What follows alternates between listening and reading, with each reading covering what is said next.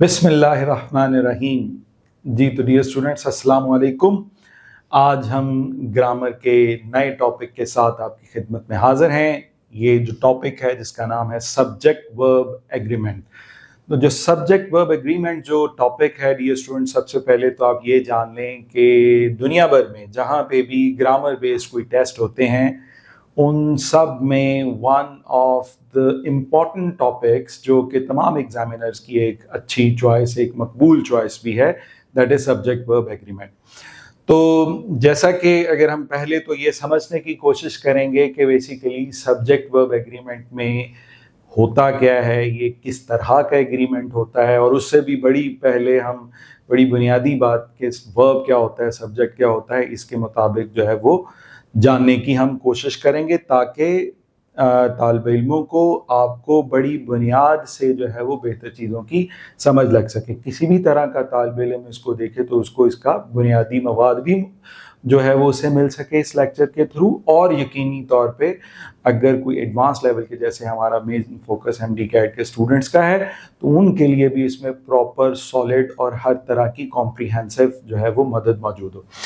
तो सबसे पहले जिस चीज़ से हम डियर स्टूडेंट्स आगाज करने जा रहे हैं वो हमारा है क्वेश्चन कि व्हाट इज अ वर्ब। फिर दूसरा क्वेश्चन जिस पे हम बात करेंगे what is a subject and how to locate it, और फिर तीसरे क्वेश्चन पे हम आएंगे what is meant by agreement. तो अगर हम सबसे पहले ये बात करें कि व्हाट इज अ वर्ब, तो वर्ब के लिए एक कॉमन वर्ड जो कि तकरीबन हर बच्चे ने सुन रखा होगा कि वो एक्शन वर्ड को एक्शन वर्ड के नाम से भी याद किया जाता है, वर्ब को एक्शन वर्ड के नाम से भी याद किया जाता है। लेकिन वर्ब इसके अलावा सेंटेंस में ऐसा वर्ड भी होता है जो कि हमें स्टेट भी बताता है। तो अमूमी तौर पे ये दो फंक्शंस हम देखते हैं वर्ब के, इसके अलावा ये हमें पोजेशन हैज और हैव की फॉर्म में भी बताता है, स्टेट ऑफ बीइंग होने की हालत जिसे कहते हैं वो भी बताता है। जो एक्शन वर्ड्स के तौर पे जैसे हम बात करें come, go, sit, stand, listen, hear, read, write वगैरह, ये सब जो है वो एक्शन वर्ड्स हैं। लेकिन अगर हम सिर्फ बात करें कि जब स्टेट की बात हो रही है, तो जैसे हम एक सेंटेंस में यूज करें he is a doctor, we are students and they are experts, तो इन सब सेंटेंसेस में इज, आर जो वगैरह हैं ये सब स्टेट बता रहे हैं, they are not referring to any action rather than the state, जो है वो सिर्फ बता रहे हैं। तो वर्ब जो है वो किसी भी सेंटेंस में जो है वो उसके स्टेट को या एक्शन को जो है वो बताता है। मैं एक आज बड़ी सिंपल एग्जांपल से भी यहाँ पे आपको वाज़ेह करने की कोशिश करता हूँ। फॉर एग्जांपल हम ये कहते हैं जी कि the teacher explained the topic, या एक और हम लिखते हैं जी कि we are confident। तो इन दो सेंटेंसेस में इफ आई आस्क यू के what is the action word और what is the word that represents a state, तो हमें बड़े वाज़ेह तौर पे यहाँ पे पता लगता है कि this is the word explain जो कि एक्शन को रिप्रेजेंट करता है, तो लिहाजा ये इस सेंटेंस के अंदर वर्ब है। और अगर हम ये देखें इस सेंटेंस में, तो ये जो आर है ये वर्ब है जो कि इस सेंटेंस में हमें स्टेट बताता है कि वी की स्टेट क्या है। सो ये आर भी और एक्सप्लेन भी इन दोनों सेंटेंसेस में जो है वो वर्ब्स कहलाएंगे। ये एक्शन है एक में और दूसरे में स्टेट है। सो वर्ब के बारे में हमने ये डिसाइड कर लिया, या हमें ये पता लग गया कि वर्ब एक ऐसा वर्ड है सेंटेंस में जो कि एक्शन को या स्टेट को रिप्रेजेंट करता है। इससे नेक्स्ट जो क्वेश्चन है हमारा what is that, that is what is a subject and how to locate it. So subject dear students एक आम तासुर जो हम सबको पता लगता है या हमने छोटी क्लासेस से हमें पढ़ाया जाता है, वो ये हमें बताया जाता है कि सब्जेक्ट एक ऐसा वर्ड होता है जो कि सेंटेंस में डूअर का रोल, परफॉर्मर का रोल, एक्शन का रोल जो है वो परफॉर्म करता है, एक्शन करने वाले का रोल जो है वो परफॉर्म करता है। तो उस वर्ड को जो है वो हम अमूमी तौर पे सब्जेक्ट कहते हैं और उसकी अमूमी प्लेस जो है वो वर्ब से पहले होती है। बट ग्रामर में स्ट्रक्चर्स और सब्जेक्ट की वेराइटीज़ की बुनियाद पे सिर्फ इतनी इंफॉर्मेशन काफ़ी नहीं है। सो हम इसको ये कह सकते हैं कि सब्जेक्ट बेसिकली सेंटेंस में वो वर्ड है जिसके बारे में एक्चुअली जो है वो सेंटेंस होता है। It's like the topic of the sentence, ये टॉपिक ऑफ द सेंटेंस की तरह का है, ये बताता है ये वो लफ्ज है जिसके बारे में असल में बाकी सारा सेंटेंस होता है। वन थिंग, एक एंगल ये है, और दूसरा एंगल इसको लोकेट करने का या समझने का, खास तौर पे समझने का ये है कि वर्ब से पहले उमूमी तौर पे जो लफ्ज आता है और वो पहले आके असल में यही फंक्शन परफॉर्म कर रहा होता है कि वो ये बताता है कि बाकी सेंटेंस के बारे में कि ये सेंटेंस है किस लफ्ज के बारे में, वो वाला लफ्ज जो वर्ब से पहले आ गया और जिसके बारे में बाकी सेंटेंस है वो अमूमी तौर पे हम उसे सब्जेक्ट कह सकते हैं। तो लिहाजा अगर हम इस सेंटेंस में देखें तो हम सब्जेक्ट को बाकायदा लोकेट करने की तरफ भी आते हैं। तो ये हमें समझ में आ गया, ये अब आपको बड़े वाज़े तौर पे पता भी है इन दो एग्जांपल्स में जो मैंने लिखी हैं कि आपका जो है वो सब्जेक्ट है क्या। लेकिन let's locate them with a proper way जो कि आगे आने वाली तमाम कॉम्प्लेक्सिटीज में यकीनी तौर पे हमें मदद करेगा। सब्जेक्ट वर्ब एग्रीमेंट में the most important skill you need to have is that is how to locate a subject, subject को लोकेट कैसे करना है। अगर आप ये लोकेट करते हैं तो ये चीज आपके लिए बड़ी हेल्पफुल होगी।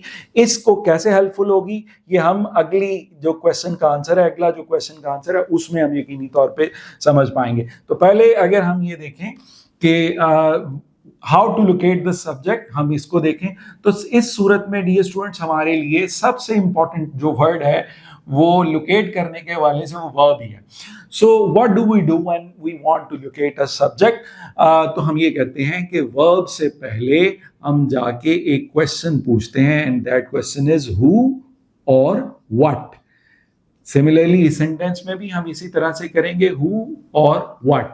अब हम करते क्या है, हम वर्ब से पहले हु और व्हाट से जुमला आगाज करते हैं और बाकी सेंटेंस को पढ़ देते हैं। For example, who explain the topic या व्हाट एक्सप्लेन द टॉपिक। और इस सेंटेंस में हु आर कॉन्फिडेंट और व्हाट आर कॉन्फिडेंट। तो ये हमने इसको इस तरह से जुमले को पढ़ना है व्हाट या हु के साथ वर्ब से पहले प्लेस करके। यहां पे बड़ी इंपॉर्टेंट जो बात आपने याद रखनी है कि वर्ब से पहले हमने जो है वो प्लेस करना है हु या व्हाट जो है वो वर्ब से पहले प्लेस करना है और फिर जो है वो सेंटेंस को पढ़ना है।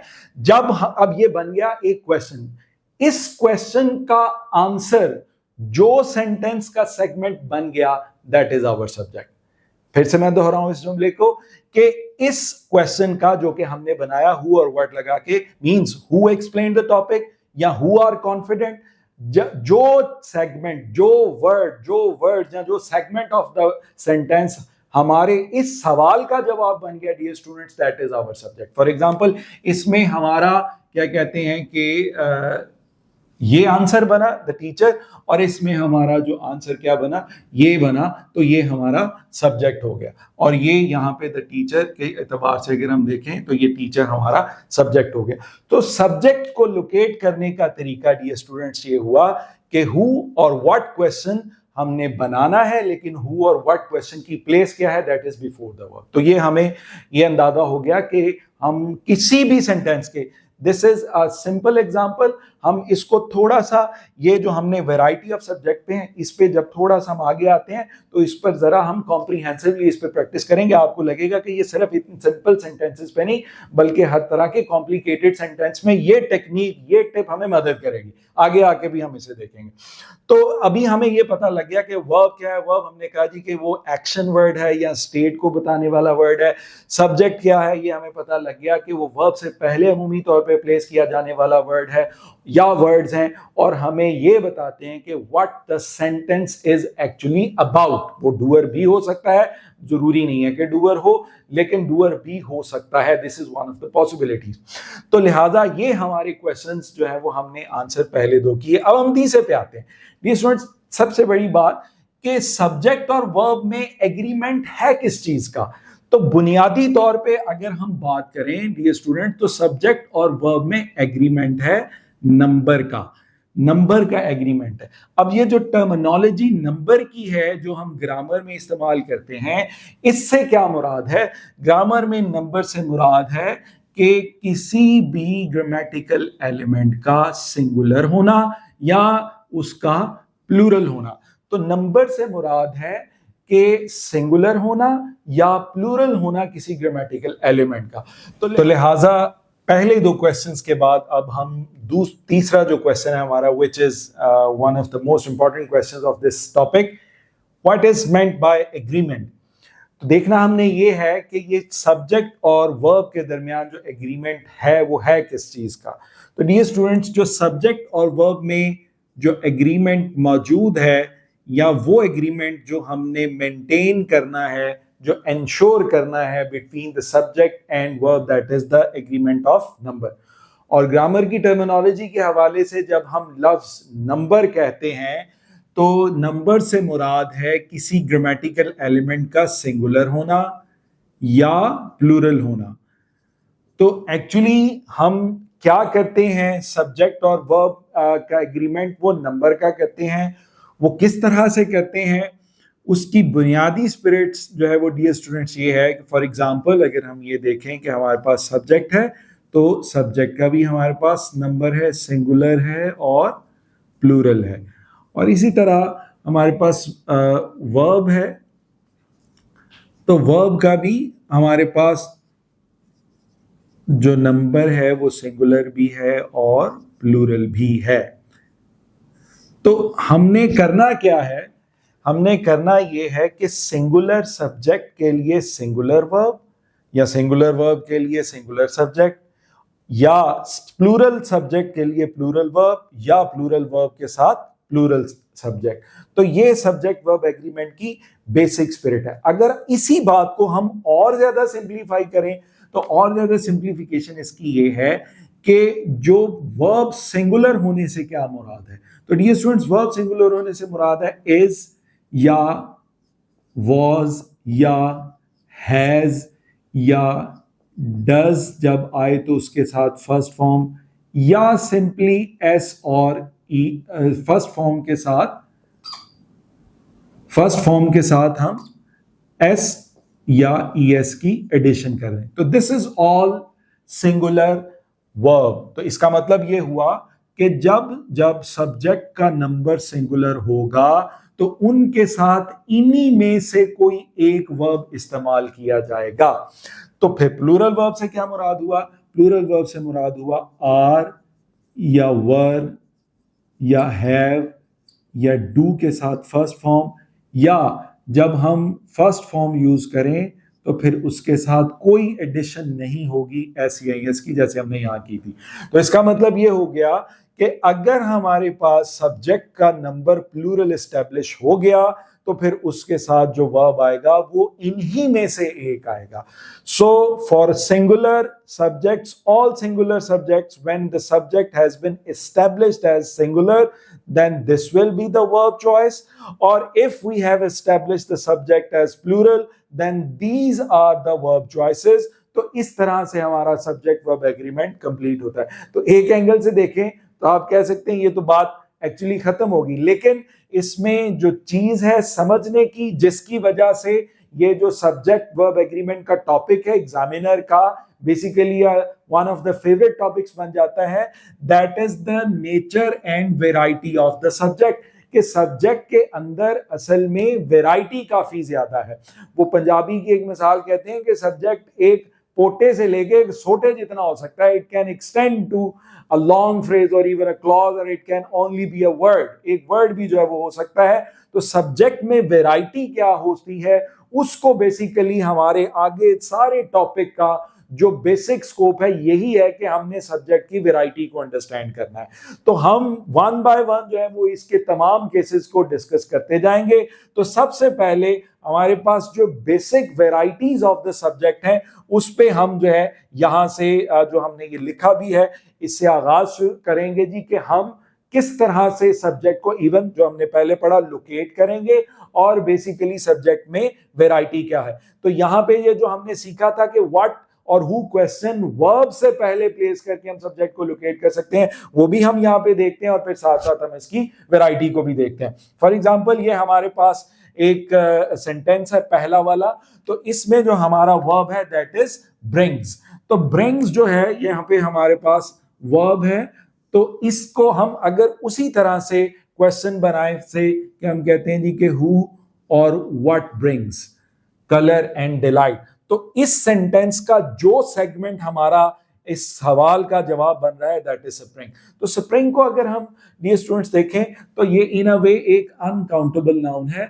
तो अनकाउंटेबल नाउन्स जो होते हैं याद रखिए वो भी इसी कैटेगरी में काउंट किए जाएंगे और इनके साथ आने वाला जो वर्ब है वो भी इन्हीं में से ही होगा। ये भी एक इंपॉर्टेंट पॉइंट है कि अनकाउंटेबल नाउन्स जो भी होंगे उनके साथ जो वर्ब आएगा वो भी इन्हीं में से कोई एक होगा। तो लिहाजा ये इसके साथ हमने जो है वो ब्रिंग्स यूज किया और ये spring as a part of speech क्या है, spring as a part of speech noun है।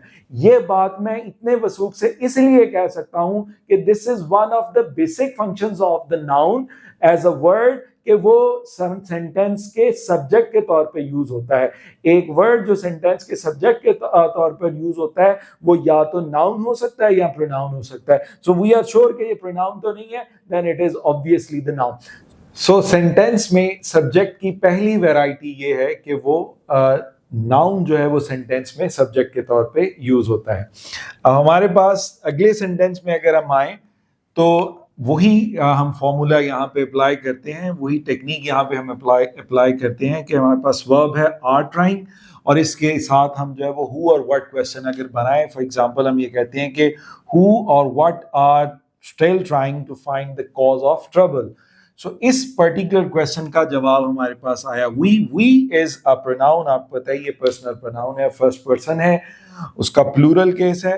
तो दूसरी वैरायटी जो हमें यहाँ पे सब्जेक्ट में समझ में आई कि एक नाउन जो है वो सब्जेक्ट के तौर पे यूज हो सकता है और एक प्रोनाउन जो है वो सेंटेंस में सब्जेक्ट के तौर पे यूज हो सकता है एक वर्ब के। सो लिहाजा ये दूसरी जो वैरायटी है हमारे पास वो सब्जेक्ट की मौजूद है। अगर हम इसी तरह अगले सेंटेंस में चलें तो इस सेंटेंस में हमारे पास वर्ब इज है। सो यहाँ पे भी अगर हम वही चीज जो हम सब्जेक्ट को आइडेंटिफाई करने के लिए, लोकेट करने के लिए हम यूज कर रहे हैं, दैट इज व्हाट और who question before the verb of that particular sentence. So who or what is risky? तो हमारा जो आंसर आता है that is quite a lengthy answer here. The answer is to agree with someone without sufficient information. That is risky. So लिहाजा ये हमारा subject जो है या जो आंसर है हु और व्हाट का वो टू से लेके इंफॉर्मेशन तक है। So this much long phrase that starts from to and ends with information that is the subject, ये जो है वो सब्जेक्ट है। अब मैंने एक टर्मिनोलॉजी बोली है, फ्रेज एक कॉमन टर्मिनोलॉजी है। नए स्टूडेंट्स के लिए वो ये समझ लें कि फ्रेज जो है वो एक सेगमेंट है, ऐसा सेगमेंट है जिसको हम फर्दर सब्जेक्ट और वर्ब में डिवाइड नहीं कर सकते। ये आप उसकी अंडरस्टैंडिंग के लिए ये रख सकते हैं। सो अगर आप टू और से लेके इंफॉर्मेशन तक के सेगमेंट को देखेंगे तो आप इस सेगमेंट को सब्जेक्ट और वर्ब में डिवाइड नहीं कर सकते। तो ये इसलिए एक फ्रेज है। फर्दर इसको अगर आप देखें ये टू से शुरू हो रही है और इसके साथ first form of the verb है और ग्रामर में two plus first form of the verb को हम क्या कहते हैं, हम इन्फिनेटिव कहते हैं। तो हमारे पास सब्जेक्ट की जो तीसरी वैरायटी आ रही है, जो वर्ब का सब्जेक्ट बनने की सलाहियत जिस तीसरी चीज में है वो हम देख रहे हैं कि वो एक इन्फिनेटिव है। चूंकि ये एक फ्रेज है तो ये एक इन्फिनेटिव फ्रेज भी जो है वो सेंटेंस का सब्जेक्ट बन सकती है। इसी तरह अगर हम अगले सेंटेंस में चलें और उसमें भी यही हु और व्हाट वाली बात को अप्लाई करें तो और हम अगर पूछें हु और what has given him a good insight तो हमारा आंसर आता है राइटिंग रिपोर्ट्स। अब ये हु का तो नहीं, व्हाट का आंसर जो है बना writing reports after analysing data. ये हमारा जो है वो सब्जेक्ट बन गया और ये राइटिंग से शुरू होता हुआ डेटा तक जाएगा। अब अगर फर्दर ये भी एक फ्रेज है क्योंकि आप इसको भी सब्जेक्ट और वर्ब में डिवाइड नहीं कर सकेंगे इस सेगमेंट को। फर्दर अगर इसको देखें तो इस में पहला जो वर्ड है उसकी एंडिंग आईएनजी पे है। तो आईएनजी पे जो एंडिंग है हम उसको जेरेंड कह रहे हैं। तो ये बेसिकली जो फ्रेज है ये एक जेरेंड फ्रेज है जो कि इस सेंटेंस के सब्जेक्ट के तौर पर इस्तेमाल हो रही है। दो बातें यहां पे मैं इस हवाले से कि क्यों जेरेंड ही, व्हाई नॉट आईएनजी से तो पार्टिसिपल भी होता है, ये किसी के ज़हन में क्वेश्चन आ सकता है। तो याद रखिएगा डियर स्टूडेंट्स, सब्जेक्ट के तौर पे जो फ्रेज आईएनजी वाली यूज होगी किसी वर्ब के सब्जेक्ट के तौर पे, वो that is inevitably a gerund phrase. दो बातें इन दोनों फ्रेजेस के हवाले से, इन तीसरी और चौथी वैरायटी के हवाले से, ये एक इन्फिनेटिव फ्रेज है और एक है अकेली है, और ये एक जेरेंड फ्रेज है, ये एक है अकेली है। तो जब ये अकेली अकेली सेंटेंस में सब्जेक्ट के तौर पे यूज हो रही है, तो आप देखें इनके साथ वर्ब भी हमने सिंगुलर वाला यूज किया है, इज यूज किया है और यहाँ पे हैज यूज किया है। और अगर फर्दर कोई और फॉर एग्जांपल अगर हमारे पास सेंटेंस होता तो उनमें हम इनमें से कोई एक वर्ब फर्दर जो है वो यूज कर सकते थे, क्योंकि as a single phrase these are all singular subjects. तो सिंगुलर सब्जेक्ट्स के साथ हमारा वर्ब्स इन्हीं में से कोई एक चॉइस हो सकती है। फिर अगर हम अगली से जो है वो ऑप्शन में चलें, सब्जेक्ट की पांचवी वैरायटी पे चलें, सो अगेन हम यहां पे वो अप्लाई करेंगे, हु और what have changed the whole region. The answer is the effects of Afghan war. So हमारे पास अब ये जो फ्रेज नहीं बन रही है, जो यहां से लेके यहां तक है, ये फ्रेज जो है वो हमारे पास इस सेंटेंस का सब्जेक्ट बन रही है। ये भी अगेन व्हाट का आंसर है। लेकिन यहां पे डियर स्टूडेंट्स में एक और थोड़ी सी डिफरेंट बात आपसे जो है वो शेयर करना चाहूंगा। ये तो हमने देखा इन्फिनेटिव और जेरेंड है, लेकिन ये स्ट्रक्चर में थोड़ी सी डिफरेंट है ये phrase. It doesn't start either with an infinitive or a gerund. So इसका आगाज बेसिकली जो है वो इफेक्ट से, जो कि एक नाउन है, उससे हो रहा है। अब यहाँ पे ये मैं बताना चाहूंगा कि ये जो प्रेपोजिशन है that is a very important word, क्योंकि एक नई टर्मिनोलॉजी ये देख लें कि इस तरह के लंबे सब्जेक्ट्स में जो प्रेपोजिशन से पहले वाला वर्ड होता है उसको हम सब्जेक्ट वर्ड कहते हैं। सब्जेक्ट वर्ड को इसलिए ये मैं यहाँ पे बताना जरूरी समझता हूँ क्योंकि मुख्तलिफ डिस्कशंस में आगे इंशाल्लाह या क्वेश्चंस में शायद हमें ये टर्मिनोलॉजी बोलनी पड़े, तो ये आपके लिए बिल्कुल न्यू ना हो। तो ये सब्जेक्ट वर्ड है। अब ये इसका नंबर देखें, ये इफेक्ट्स प्लूरल है। अगर ये प्लूरल है तो इसके लिए वह भी हमारा यहाँ पे हैव था। तो लंबी फ्रेज में प्रेपोजिशन से पहले वाला वर्ड सब्जेक्ट वर्ड होता है और जो वर्ब आता है वो उसी पे डिपेंड कर रहा होता है। This is not according to this particular phrase. तो ये जो है वो टर्मिनोलॉजी यहाँ पे आपने जरूर देखनी है। गो के ये फ्रेज है, एक ही है, लेकिन इस फ्रेज में अगर एक जो सब्जेक्ट वर्ड है जो कि प्रेपोजिशन से पहले आने वाला है, अगर वो प्लूरल है तो हमारी यहाँ पे जो वर्ब की चॉइस है वो भी प्लूरल होगी। तो अगेन बात यहाँ पे वही देख लें कि अगर ये एस्टैब्लिश हो गया कि हमारे पास जो सब्जेक्ट है वो प्लूरल हो गया, तो हमारी जो वर्ब की चॉइस है इन्हीं में से एक होने जा रही है, जो कि हमने यहाँ पे किया। तो सब्जेक्ट वर्ड की टर्मिनोलॉजी को डियर स्टूडेंट्स जरूर ध्यान में रखिएगा, खासतौर पे लंबी फ्रेजेस के एतबार से। और पर्टिकुलरली अगर इस, जैसे हमने इस फ्रेज को नाम दिया कि ये इन्फिनेटिव फ्रेज है, ये जेरेंड फ्रेज है, तो ये कौन सी फ्रेज है? ये जो पांचवी वैरायटी है सब्जेक्ट की, तो डियर स्टूडेंट्स ये जो है वो नाउन फ्रेज है। अब आपके ज़हन में सवाल ये आना चाहिए कि भाई ये क्यों नाउन फ्रेज ही है, why not any else, any type of phrase else? So बड़ी सिंपल बात है कि जैसे हमने कहा कि आईएनजी वाली जो फ्रेज किसी वर्ब का सब्जेक्ट बन जाए तो वो जेरेंड फ्रेज ही है, वो पार्टिसिपल नहीं हो सकती। इसी तरह कोई फ्रेज जो कि इन्फिनेटिव या जेरेंड वाली नहीं है उसके अलावा, लेकिन किसी वर्ब का सब्जेक्ट है, तो वो नाउन फ्रेज है, that will be known as noun phrase. जैसे नाउन में सलाहियत है कि वो सेंटेंस का सब्जेक्ट बन सकता है, इसी तरह अगर वो फ्रेज हो जाए, एक्सटेंड कर दे, बढ़ा दे उसी नाउन को, तो वो जो है वो फ्रेज बन जाती है और वो फ्रेज भी नाउन फ्रेज ही कहलाएगी। तो ये नाउन फ्रेज और उसमें आने वाला सब्जेक्ट वर्ड का कॉन्सेप्ट और उसके मुताबिक जो है वो हमने यहाँ पे वो भी प्लूरल किया। सो ये पांचवी वैरायटी थी डियर स्टूडेंट्स हमारे पास सब्जेक्ट की, और अब छठी वैरायटी जो है वो उसके मुताबिक अगर ये वर्ब है, इस पे भी अगर हम यही अप्लाई करें हु और व्हाट साउंड्स टू ऑप्टिमिस्टिक और हु साउंड्स टू ऑप्टिमिस्टिक, तो हमारे पास आंसर आता है that he will finally succeed one day. तो ये यहां से लेके यहां तक, दैट से लेके डे तक का जो सेगमेंट है, that is the answer to our question who और व्हाट। सो इसका मतलब है कि ये हमारा सब्जेक्ट है। अब ये सब्जेक्ट तो है, लेकिन ये सब्जेक्ट पहले आने वाले तमाम सब्जेक्ट से जो है वो थोड़ा डिफरेंट है। क्यों डिफरेंट है? कि अगर आप इसमें देखें तो इसमें अपना भी एक सब्जेक्ट नजर आ रहा है आपको, ही, और इसी तरह से आपको इसका ये विल और उसके साथ जो सक्सीड जो वर्ब है ये मॉडल वर्ब कह लें, और इसके साथ ये जो है वो सक्सीड जो है ये उसका मेन वर्ब है। तो वर्ब इसका अपना भी है और सब्जेक्ट भी इसका अपना है। तो फिर ये कैसा सेगमेंट हुआ सेंटेंस का कि जिसका अपना सब्जेक्ट और अपना वर्ब हो? तो डियर स्टूडेंट्स, ये आपको याद होना चाहिए, आप इसको रिकॉल कर सकते हैं कि सेंटेंस का ऐसा पार्ट जिसका अपना सब्जेक्ट और अपना वर्ब हो, that is known as a clause. So ये एक क्लॉज है। दैट का रोल इसमें एक क्लॉज मार्कर का है। अब ये अगेन एक नई टर्मिनोलॉजी है। क्लॉज मार्कर क्या चीज होती है? क्लॉज मार्कर वो वर्ड है that marks the beginning of the clause, जो बताता है कि यहां से क्लॉज शुरू हो रही है। सो अब हमने देखा ये एक पूरी क्लॉज है क्योंकि इसमें अपना सब्जेक्ट भी है और इसमें अपना वर्ब भी है। तो अब इसको हम क्लॉज क्यों नहीं कह रहे थे? इसलिए कि इसको हम सब्जेक्ट और वर्ब में डिफरेंशिएट नहीं कर सकते थे। तो जब सब्जेक्ट और वर्ब में डिफरेंशिएट नहीं कर सकते थे इतने सेगमेंट को, तो हम इसे क्या कहते थे? फ्रेज। जब हम इसे सब्जेक्ट और वर्ब में डिफरेंशिएट कर सकते हैं तो फिर हम इस सेगमेंट को क्या कहते हैं? along with that clause marker, तो ये एक कहलाएगा क्लॉज। तो this clause is the subject of verb sounds. Again उसी तरह से who और what sounds too optimistic, that he will finally succeed one day sounds too optimistic, that is why this is the subject। so एक clause में भी सलाहियत है कि वो सेंटेंस का सब्जेक्ट बन सके। यहां पे इंफिनिटिव जब अकेली थी, अकेली फ्रेज थी, एक ही फ्रेज थी, तो हमारा सब्जेक्ट वर्ब है सिंगुलर। यहां पे जेरेंड है, एक है, अकेली थी, तो हमारा वर्ब है सिंगुलर। यहां पे क्लॉज छठे में जब ये एक है, अकेली है, तो हमारा वर्ब है सिंगुलर। लेकिन एक नाउन फ्रेज का अगर जो है वो सब्जेक्ट वर्ड जो है वो जैसा है, यहां पे प्लूरल था तो हमने लगाया है। अगर फॉर एग्जांपल इफेक्ट होता तो यहाँ पे हैव की बजाय हैज आता। तो ये वैरायटी ऑफ द सब्जेक्ट में हमने देखा कि हमारे पास 6 जो है वो वैरायटीज है। नाउन, एक प्रोनाउन, एक इंफिनिटिव फ्रेज, एक जेरेंड फ्रेज, एक नाउन फ्रेज और एक नाउन क्लॉज।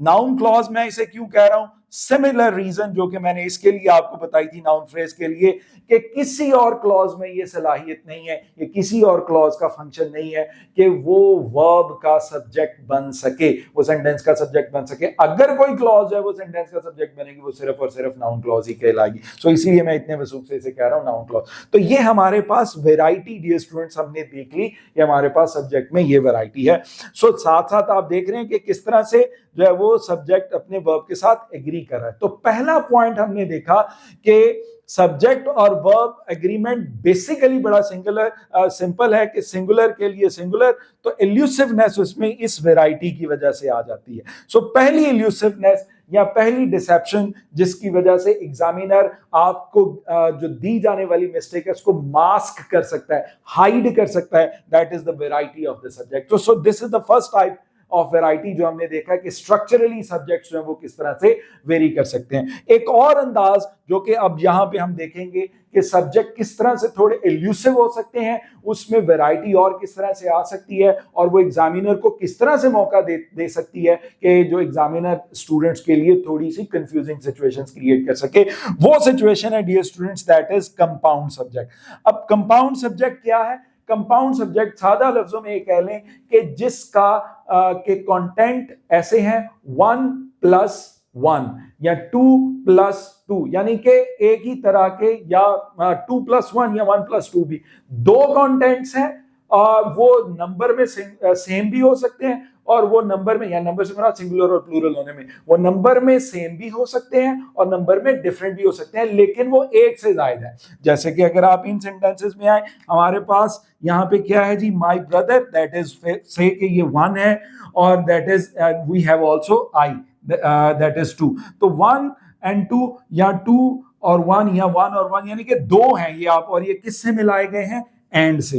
तो दूसरी बात यहाँ पे देखिए, to read a book, that is 1, और फिर ये आ गया एंड, और दूसरी क्या बात है इसमें? To write a book. तो ये दो इन्फिनिटिव फ्रेजेस हैं, किससे मिलाई गई हैं? एंड से। अब नीचे आ जाए, यहां पे व्हाट ही शोज, तो अगेन यहां पे देखें ये ही सब्जेक्ट है और शोज इसका जो है वो वर्ब है, और ये व्हाट इसका क्लॉज मार्कर है। तो ये पूरी क्लॉज है। What he shows to others, ये एक क्लॉज है, और ये एंड है, और इसके साथ व्हाट ही एक्चुअली हैज, तो ये ही जो है वो इसका सब्जेक्ट है और हैज जो है वो इसका वर्ब है, और ये व्हाट जो है वो अगेन इसका क्लॉज मार्कर है। एंड है, एंड से पहले भी एक क्लॉज है, एंड के बाद भी एक क्लॉज है, एक नाउन क्लॉज ये है, एक नाउन क्लॉज ये है, एंड से मिलाई गई है। तो हम बेसिकली देखना ये चाह रहे हैं कि जो सब्जेक्ट है वो कंपाउंड हो सकता है किससे, सब्जेक्ट में उसी तरह का एक और भी ऐड हो सकता है। पहली वैरायटी वो क्या है, वो एंड से हो सकती है। तो एंड के मुताबिक हमने देखा कि ये जब एंड से हम दो सब्जेक्ट्स मिलाते हैं तो अमूमी पॉइंट क्या होता है, एंड के मिलाने से अमूमी पॉइंट ये स्टूडेंट्स ये होता है कि जो सब्जेक्ट है वो उसका नंबर प्लूरल हो जाता है। अब वापस इस पे आ जाए, अगर सब्जेक्ट का नंबर प्लूरल हो गया तो उसके साथ वर्ब क्या आना है। We are very much sure कि हमने वर्ब इसी में से एक यूज करना है कि आर या वार या हैव या डू के साथ फर्स्ट फॉर्म या सिंपली फर्स्ट फॉर्म। अब यहाँ पे देख लें, my brother and I these are two, तो इसमें इस में से और आर में से हमारी क्या ऑप्शन होगी। I think now you must be sure कि इस इज और आर में से हमारी ऑप्शन आर होगी। और इसी तरह अगर हम इधर आ जाए, हमारे पास दो इंफिनिटिव फ्रेजेस हैं, एंड से मिलाई गई हैं और दो डिफरेंट है, रीडिंग इज समथिंग डिफरेंट और राइट इज समथिंग डिफरेंट। तो अगर ये दो चीजें हैं तो अगेन यहां पे हमारी ऑप्शन इज नहीं होगी, यहां पे हमारी ऑप्शन आर होगी। यहां पे भी अगर हम देखें, ये दो क्लॉजेस हैं, पहली नाउन क्लॉज ये है, दूसरी नाउन क्लॉज ये है, तो यहां पे फिर हमारे पास क्या ऑप्शन होगी, हैज या है वन या टू हैज या हैव। तो अगेन यहाँ पे चूंकि प्लूरल है तो हमारे पास ये स्टूडेंट्स हमारी ये ऑप्शन हैव होगी। तो चाहे एंड से हमने देखा कि अमूमी तौर पे चाहे हम एक फ्रेज को मिला दें इंफिनिटिव को, चाहे हम जेरेंड फ्रेज को मिला दें दो को, से कि हम नाउन फ्रेजेस को मिला दें, नाउन क्लॉजेस को मिला दें, दो प्रोनाउंस को मिला दें, दो नाउन्स को मिला दें, किसी को भी दो कर दें तो एंड से कंपाउंड कर दें, तो लिहाजा हमारा जो वर्ब का सब्जेक्ट का जो नंबर है वो प्लूरल हो जाएगा। और अगर सब्जेक्ट का नंबर जो है वो प्लूरल हो जाए तो हमारे वर्ब का नंबर भी प्लूरल हो जाएगा और वो इनमें से एक होगा। So that is another variety in the subject के कंपाउंड सब्जेक्ट। लेकिन ये जो एंड वाला पॉइंट है ये थोड़ा सा dear students a little bit confusing है, और इसकी कंफ्यूजन को हम जरा देखने के लिए चलते हैं अगले बोर्ड पे। तो डियर स्टूडेंट्स, हमने ये देखा कि एंड के मिलने से एंड से जब हम लगाएं, एंड को कंजंक्शन के तौर पे यूज करें और उससे दो सब्जेक्ट्स मिलाएं, तो अमूमी तौर पे हम ये देखते हैं कि सब्जेक्ट का नंबर प्लूरल हो जाता है, और सब्जेक्ट का नंबर प्लूरल हो जाए तो उसके लिए वर्ब भी हमें प्लूरल यूज करना होता है। लेकिन इसी पॉइंट में थोड़ी सी एक्सेप्शंस भी हैं। So let's discover these exceptions. हम उन एक्सेप्शंस से जो है वो आगाज करेंगे। सो हमारे पास ये पहला सेंटेंस लिखा है, the singer that makes it one and songwriter that makes it two. तो ये किससे मिले हैं, एंड से। और हमारे पास ऑप्शन है कि we are suppose to use one और we are suppose to use two. तो अब यहाँ पे डियर स्टूडेंट्स जो देखने की या याद रखने की चीज है वो यहाँ पे ये है कि अगर एंड के बाद जो रेपिटेशन है वो नहीं है, there is no repetition. Repetition किस चीज की, यहां पे आप देखें कि इससे पहले ये डिटर्मिनर या सादा लफ्जों में कह लें कि आर्टिकल यूज हुआ है। अगर एंड, ये इंडेफिनिट भी हो सकता है, यहाँ पे द डेफिनेट है, ये इंडेफिनिट भी हो सकता है किसी सूरत में। तो अगर आर्टिकल रिपीट नहीं हो रहा, यहाँ पे एक और डिटर्मिनर भी हो सकता है, पोजेसिव एडजेक्टिव जिसे कहते हैं, लाइक आप उसे हिज कह लें, आप उसे हर कह लें या उसे माई कह लें, यानी कि पोजेसिव एडजेक्टिव भी हो, कोई इस तरह की रेपिटेशन ना हो, नो रेपिटेशन हो। सो इस रेपिटेशन के ना होने की वजह से पता है क्या सेंस एस्टैब्लिश होती है डियर स्टूडेंट्स, इससे हमें यह पता लगता है कि we are talking about two different functions, two different roles of one personality. Personality एक है लेकिन रोल्स उसके दो हैं। सो लिहाजा इस सूरत में हम जो है वो अंग्रेजी में जो कन्वेंशन है वो ये है कि हम उसे सिंगुलर मानते हैं। सो लिहाजा कैसे एक कॉमन स्टूडेंट को ये कैसे एस्टैब्लिश होगा, कैसे पता चलेगा कि ये दो रोल्स हैं एक ही बंदे के, जब वो ये देखे कि there is no repetition of the article और द पोजेसिव एडजेक्टिव, और ये इंडेफिनिट आर्टिकल भी हो सकता है, नहीं है तो फिर ये दो रोल्स हैं, पर्सनैलिटी एक है। तो जब ये एक है तो फिर हमारी ऑब्वियस चॉइस ये हो सकती है कि यहाँ पे इज या आर में से हमारी ऑप्शन जो होगी इज, या वॉज, या हैज, या डज के साथ फर्स्ट फॉर्म, या फर्स्ट फॉर्म के साथ सॉरी एस की एडिशन, क्योंकि हमने यही देखा कि हमारे जो सिंगुलर वर्ब्स हैं जिनको हम कहते हैं वो यही हैं। फिर इसी तरह से नेक्स्ट पे आ जाएं, द सीईओ एंड फाउंडर। तो अगर यहां पे भी देखें तो हमारे पास सीईओ के साथ तो डेफिनेट आर्टिकल मौजूद है, लेकिन वो एंड के बाद रिपीट नहीं हो रहा। जब रिपीट नहीं हुआ, नो रेपिटेशन है, so again it establishes these are two roles but the personality is one. So जब ये सिचुएशन है तो हमारे पास अगेन यहाँ पे इज जो है वो हमारी बेस्ट ऑप्शन होगी, आर जो है वो हमारी बेस्ट ऑप्शन नहीं होगी। सो ये पहली तरह हो गई कि जब एक पर्सन है लेकिन उसके दो रोल्स हैं। फिर इससे अगली जो चीज है डियर स्टूडेंट्स, वो इसी की एक्सेप्शन में कि एंड मौजूद है, दो चीजें भी मौजूद हैं लेकिन वो प्लूरल नहीं है, सिंगुलर है। उसकी दूसरी सिचुएशन ये है कि एंड ये मौजूद है लेकिन ये जो एक्सप्रेशन है peace and quiet and law and order, ये एक इडियोमैटिक एक्सप्रेशन है। ये इडियोमैटिकली जो है वो एक ही सेंस प्रोड्यूस करता है और हमेशा इकट्ठा ही यूज होता है। तो लिहाजा ये एक ही, जैसे सबसे कॉमन अगर किसी भी बुक में उठा के देखें तो वो यूज होता है ब्रेड एंड बटर। तो ब्रेड एंड बटर बेसिकली रोटी और मक्खन नहीं है, ब्रेड एंड बटर का मतलब लिवलीहुड है, रोजी है। जैसे एक और है time and tight, time and tight, time अलहदा है, टाइट अलहदा है, लेकिन टाइम एंड टाइट का मुहावराती मतलब क्या है? अपॉर्चुनिटी। सो बेसिकली मुहावरतन एक चीज है, मुहावरतन वो एक चीज है, उसका मानी एक ही है, लेकिन लिखने में वो एंड के साथ लिखे जाते हैं। सेम इज द पॉइंट है, पीस एंड क्वाइट भी और लॉ एंड ऑर्डर भी, ये इकट्ठे जो है वो यूज होने वाली टर्मिनोलॉजीज है। सो लिहाजा इसके लिए भी सिंगुलर है और इसके लिए भी जो है वो सिंगुलर है। ये यहाँ पे हमारी ऑप्शन गलत है, यहाँ पे भी वन ठीक था हमारा, ये आर गलत है। सो ये दूसरी सिचुएशन थी कि जब हमारे पास कुछ इडियोमैटिक एक्सप्रेशन है जिनमें एंड मौजूद है बेसिक, लेकिन उनका मतलब जो है वो सिंगुलर वाला ही है या अनकाउंटेबल वाला आप जो है वो कह सकते हैं। तो तीसरी बात डियर स्टूडेंट्स ये है कि हमारे पास यहाँ पे भी देखें एंड है, एंड से पहले भी एक नाउन है और एंड के बाद भी एक नाउन है, यहाँ पे भी एंड से पहले भी एक नाउन है और एंड के बाद भी एक नाउन है, लेकिन इसके बावजूद हमारे पास उसके पहले इन दोनों लफ्जों से पहले जो एंड से जुड़े हैं, जो वन और टू हैं, इनसे पहले ईच या एवरी में से कोई लफ्ज मौजूद है। तो ये जो प्रेजेंस ऑफ ईच या एवरी है, ये जो है वो इस सब्जेक्ट का नंबर जो है वो सिंगुलर बना देती है।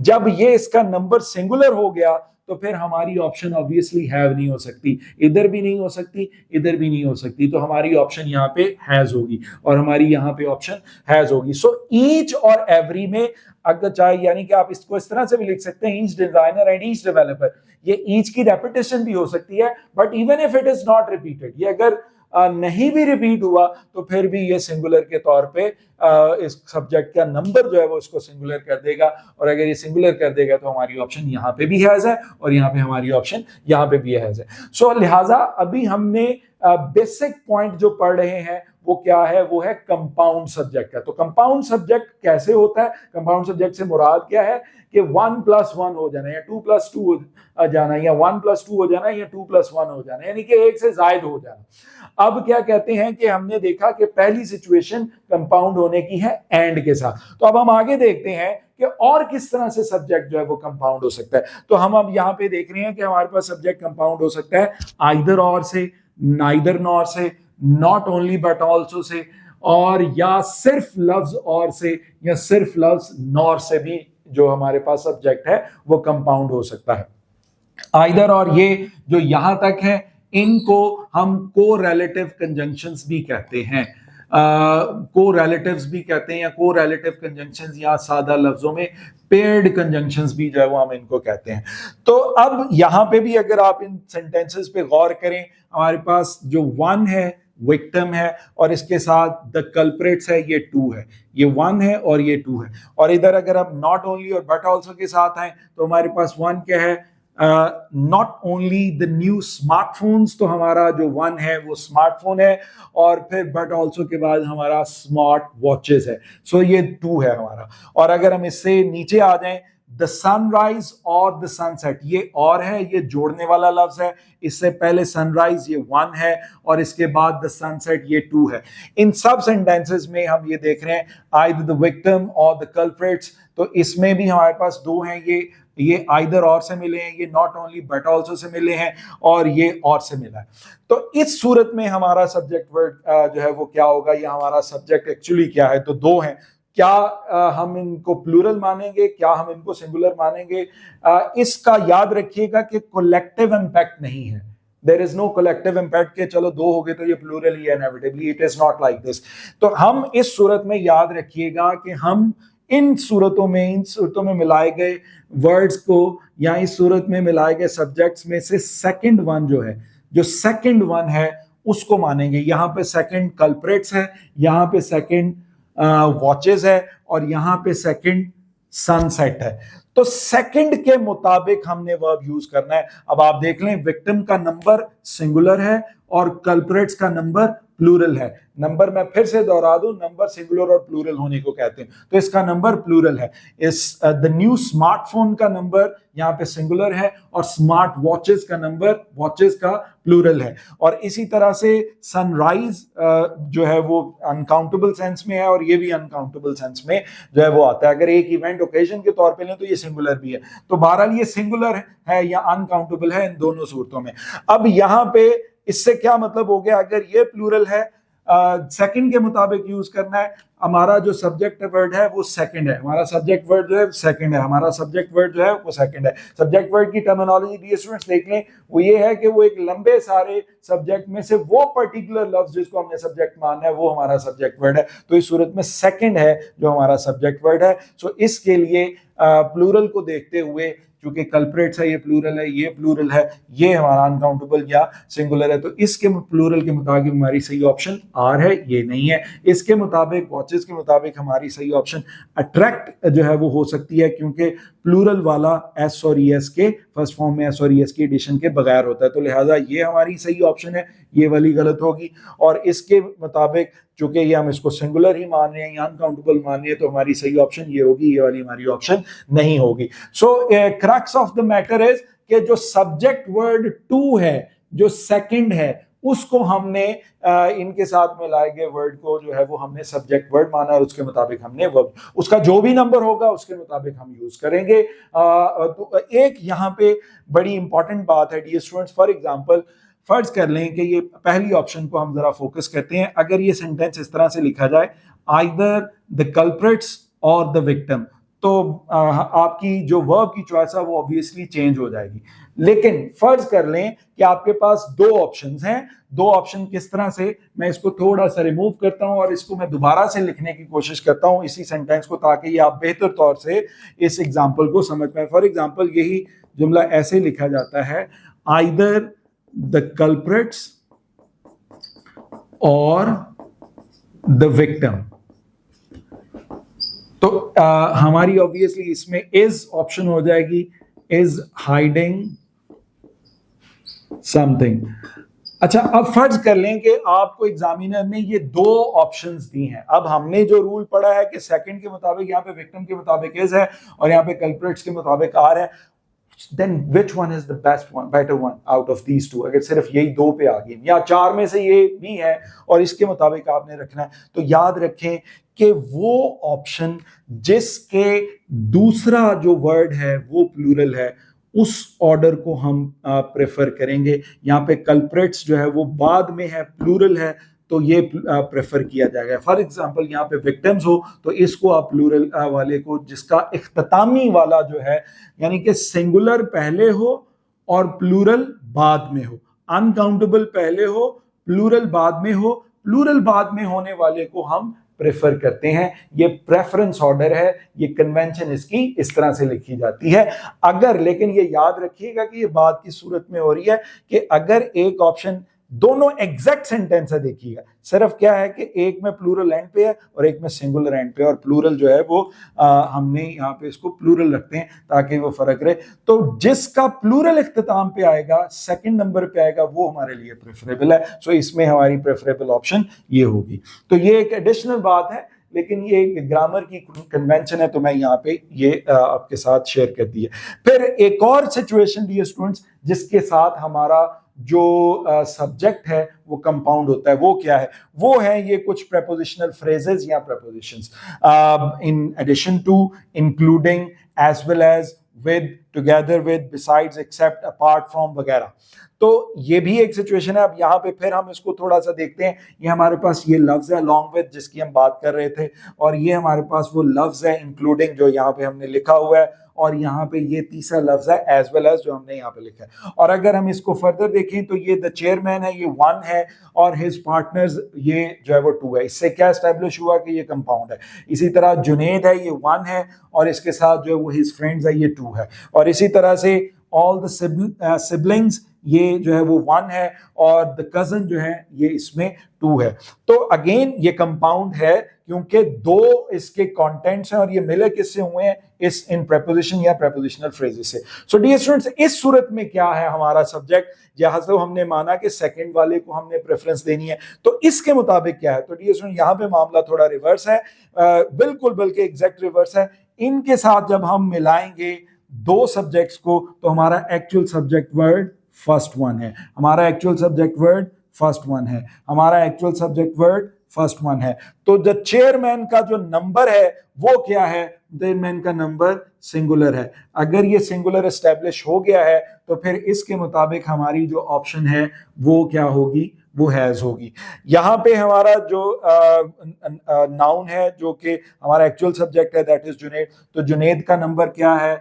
वो हमें पता है कि दैट इज सिंगुलर। तो अगर ये सिंगुलर एस्टेब्लिश हो गया है तो हमारी सही ऑप्शन क्या होगी? वो इज होगी। So Junaid including his friend is opposing new policies होगा। और इसी तरह ऑल द सिबलिंग्स, तो इसका नंबर क्या है डियर स्टूडेंट्स? ये हमें पता लग गया कि इसका नंबर जो है वो प्लूरल है 1 का। तो अगर ये प्लूरल एस्टेब्लिश हो गया है तो इसके मुताबिक हमारी जो सही ऑप्शन क्या होगी? That would be knock, not knocks, because कि नॉक्स जो है वो आपको पता है वो सिंगुलर जो है वो सब्जेक्ट के साथ आता है। तो ये एग्जैक्टली इसके ऑपोजिट बात थी। इनके साथ मिले हुए की सूरत में सेकंड वर्ड सब्जेक्ट है, और इनके साथ मिले हुए सब्जेक्ट की सूरत में फर्स्ट जो वर्ड होगा वो हमारा सब्जेक्ट होगा, रियल सब्जेक्ट होगा। तो कंपाउंड सब्जेक्ट के हवाले से हमने ये समझा कि एंड से भी हो सकता है, एंड की जो है वो हमने कुछ एक्सेप्शन भी देखी। हमने देखा कि आइदर और, neither nor, not only but also, और या नॉर से भी हो सकता है। और हमारे पास ये प्रेपोजिशन या प्रेपोजिशनल फ्रेजेस से भी जो है वो हो सकता है। इसकी सूरत में जो है वो सेकंड वर्ड हमारा सब्जेक्ट वर्ड है, इसके मुताबिक वर्ब यूज होगा जो भी उसका नंबर होगा, और इसके मुताबिक जो है वो फर्स्ट वन जो है वो हमारा फर्स्ट वर्ड जो है वो हमारा सब्जेक्ट वर्ड होगा, और उसके मुताबिक जो है वो हम वर्ब का इस्तेमाल करेंगे। अब इस बात को हम अभी मजीद जारी रखते हैं, लेकिन इसके लिए चलते हैं अगले बोर्ड पे।